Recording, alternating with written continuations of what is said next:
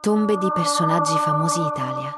Luigi Berlinguer, una vita politica dedicata. Luigi Berlinguer, ex ministro, si è spento all'età di 91 anni dopo una lunga malattia. Recuperato a Siena da agosto, ha servito in 3 governi e ha ricoperto incarichi chiave, incluso il ruolo di ministro della pubblica istruzione. Marina Cicogna, icona del cinema e dell'anticonformismo. Marina Cicogna, contessa e produttrice cinematografica, è deceduta a 89 anni. Erede di dinastie nobili, è stata acclamata come la prima grande produttrice cinematografica italiana e pioniera dell'amore pubblico tra donne in Italia. Anna Maria Kanakis, addio a una Miss Italia e attrice poetica. La scomparsa di Anna Maria Kanakis, ex Miss Italia e versatile attrice, ha lasciato un vuoto nel mondo dello spettacolo.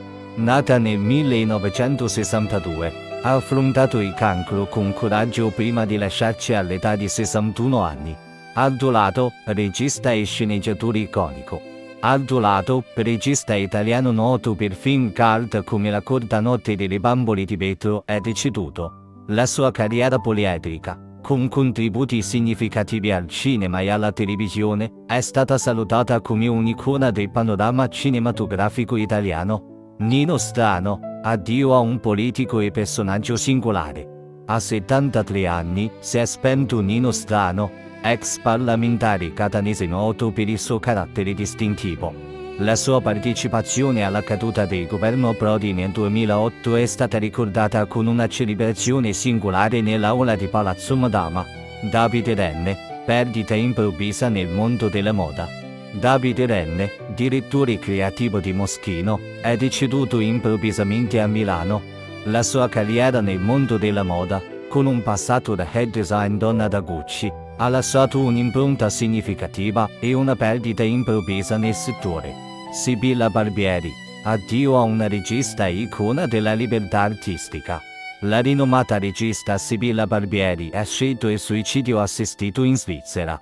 La sua carriera, caratterizzata dalla trasmissione su Rai Play, ha affrontato temi di libertà artistica e ricerca scientifica.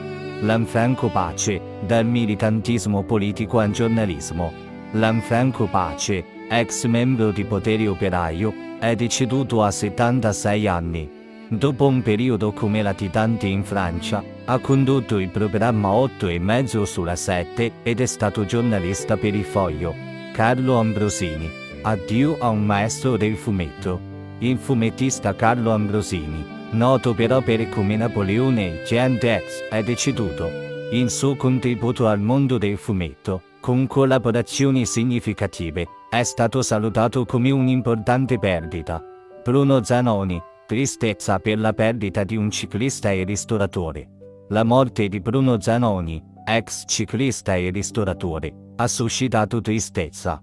La sua integrità nel ciclismo e le gesta sportive memorabili, incluso il Giro del 1978, lo hanno reso una figura rispettata e rimarranno vive nei ricordi.